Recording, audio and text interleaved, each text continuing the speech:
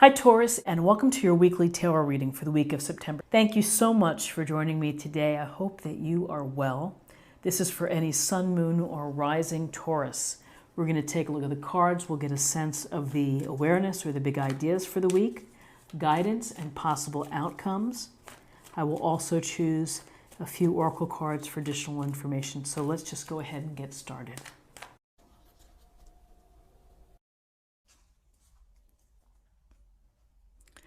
Okay, so we have the Ace of Pentacles, we have Temperance, Major Arcana, and we have the Six of Cups. So the Ace of Pentacles is one of the most glorious cards in all of tarot because it speaks to abundance in all areas of your life. The potential of having abundance and prosperity. And prosperity and abundance in all areas, spiritually, relationship-wise, career-wise, financially. And it's the gift or blessing from the universe. But, it's not a gimme, as we would say in golf. We would say that it's going to take an effort on your part. And so it's the effort of being pragmatic, of using common sense, of making a plan for you and nurturing your ideas in order to build abundance within your life. So making good connections for your career, finding good people to help manage your money or help you invest, doing things that are wise and prudent with respect to your budget.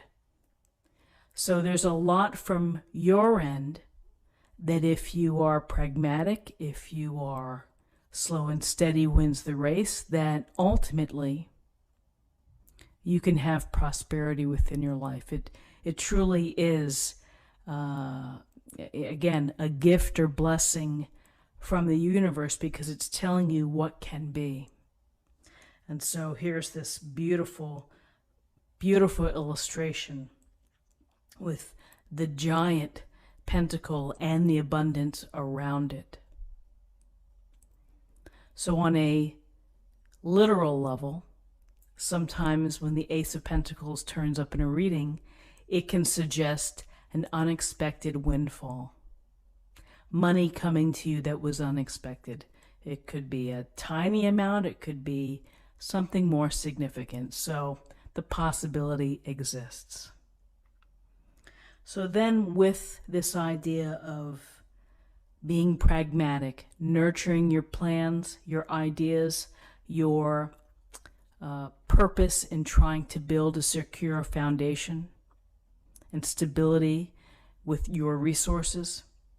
Here's Temperance, and Temperance is it's really about integration, and it's about blending everything together for just the right mix. And so often when we think of temperance, we're thinking of being moderate, of not overdoing it, of not allowing ourselves to get into an extreme situation. And sometimes life isn't perfect, and maybe we go out and we celebrate and we overdo it. And then the next day we might pay for it. So, yes, our balance was knocked out of whack. So we have to be mindful of how we treat our bodies, how we treat our spirit, how we treat our emotional self, and we have to do whatever it takes to maintain equilibrium. So with Temperance, again, it's also a sense of navigating and compromising, or finding a compromise for all the things that pull us in different directions. That's also a sense of moderation and of finding balance, the balance between work and play, the balance between eating healthy and not eating healthy. So With Temperance, it's a matter of checking in with yourself. How are you doing emotionally? How are you doing physically? And trying to work to find the best balance that works for you. I would also say with Temperance is to, again, tune in to any messages from Spirit or from your angels. And for those that have oracle cards and where you do your own reading every day, those messages are genuine and sincere, so perhaps there's something unique for you to follow along and to work on with respect to creating balance within your life. And then finally we have the Six of Cups. And the Six of Cups, this is such a charming and lovely illustration, and it really goes to, I think, the heart of the Six of Cups, which is gentleness and kindness and thoughtfulness. And it is the children here representing the simple joy of being present and giving to each other. With the Six of Cups, there's a sense of capturing that childlike feeling. And it's the childlike feeling when you are, when you reconnect with an old friend, when you smell a familiar scent that makes you think of someone who was special in your life. We often say that the Six of Cups is about nostalgia.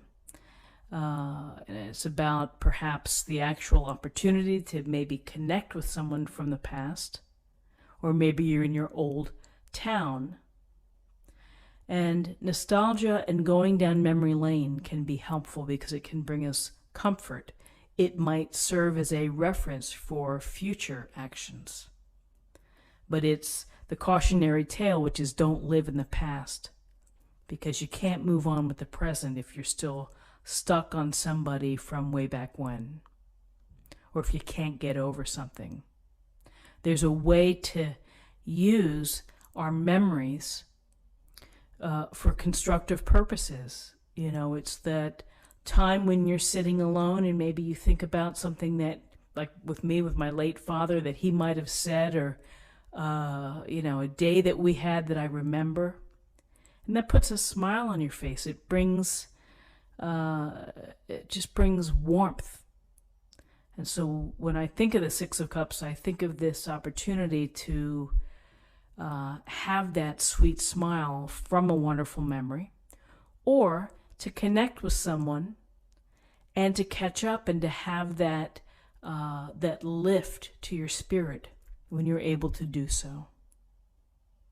So beautiful cards for Thursday, absolutely lovely cards, anchored by balance and temperance, which is finding the right equilibrium, the right mix of all of the elements and all of the things, the obligations and responsibilities that you have to consider. Okay, let's take a look at the numbers. We have 1 and 14 is 15, and 15 and 6 is 21, and 21 reduces to 3. 3 is about communication. It's about group activities. It's about how we express ourselves, and it can be about creativity. So finally, I'm going to choose an oracle card, and we'll get a little more information for the day.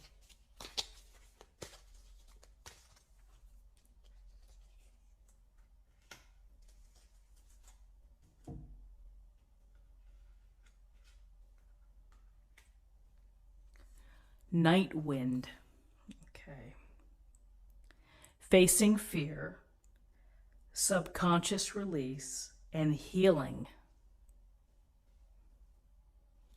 Facing fears, subconscious release, and healing. So what strikes me with this card is the thought of subconscious release. So if you are having dreams that keep popping up, perhaps to write them down, perhaps to talk to a friend about what you're having in your dreams. That's one way to release it, is to communicate about it. Facing fears, not always easy to do. Easier to say than facing your fear. But whatever small step, and I'll just use the example of for people who are afraid to do public speaking, of maybe speaking to a small group to practice and then building upon that. That's a small way or small method to learn how to improve your public speaking. So, and healing. Healing comes after the subconscious release, perhaps, and the facing our fear. So this is what I have for you for the day, and I hope that you found something helpful here. If you did, please subscribe, like, share, or comment, and then come back tomorrow for another reading. Thank you so much for watching. Bye-bye.